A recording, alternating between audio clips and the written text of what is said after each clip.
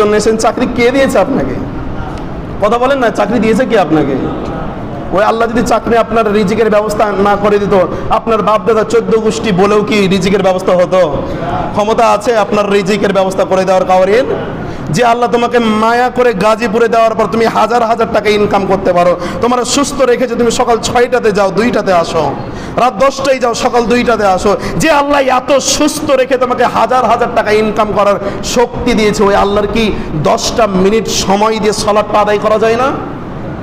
মনে করতেছো ভাড়া থাকি, কেউ আমাকে নামাজের জন্য ডাকে না, কেউ আমাকে বলে না বাড়িতে থাকলে বাবা ডাকে, বাড়িতে থাকলে ভাই বেরাদার আমাকে সালাত আদায় করার জন্য বলে, এই জায়গাতে চাকরি করি ঘুমিয়ে যাই, কেউ আমাকে ডাকে না, কেউ ডাকার প্রয়োজন মনে করে না, আমিও সালাত আদায় করার প্রয়োজন মনে করি না।